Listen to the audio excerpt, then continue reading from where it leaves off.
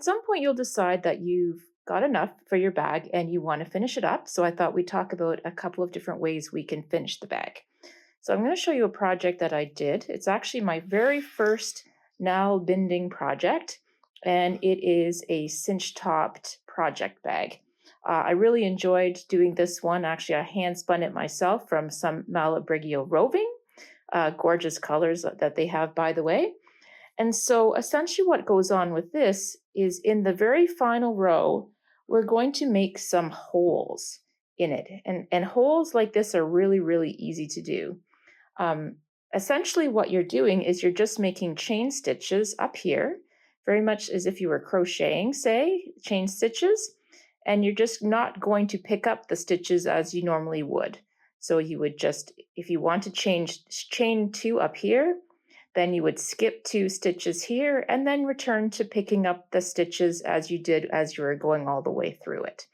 So just do a little bit of planning to kind of figure out how many holes make sense so that when you get all the way around and you feed all your strings through.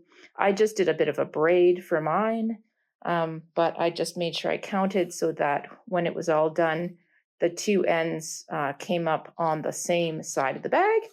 Then I could just cinch it, tie a knot in it, and I'm ready to go. So that is a really, really easy way to finish up our bags is with a cinch top. Another thing that we could do is with our bags is actually add a button. So buttons are also super easy to do because you just need to make a buttonhole. And we just talked about how to make holes. And so what I would probably do for something like this is maybe a single button. I think that would be pretty nice to have like a single button closure. You could have multiple buttons, say, for a closure, but maybe just a single would be nice. These buttons are actually really beautiful. They're buttons made by hand. This one's spalted maple, and it's from a place called the Woodlot. So they were really gorgeous, and I have been waiting for something to do, waiting for a project to be able to use these buttons. So I think that this could be it.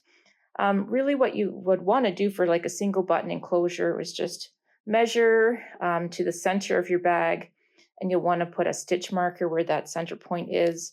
And then as you're going along, just come to the point. You'll want to figure out sort of how many stitches you think makes sense for your buttonhole. It may be something you want to test first and see if it's enough. And if it's not the right size, you can always just undo a little bit and make your buttonhole larger or smaller. But so really you would be putting on the buttonhole on this front and then stitching the button on the back side.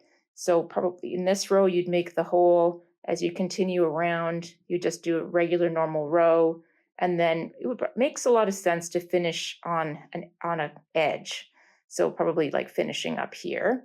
And then you're stitching your button to the back. And so it would feed through the hole that you make on the front. So that's like a button closure.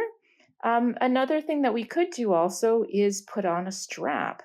So if you think about doing our chain rows, we could just, when our project got to say here on one of the edges, we could chain a row that goes up to the desired length and then comes back.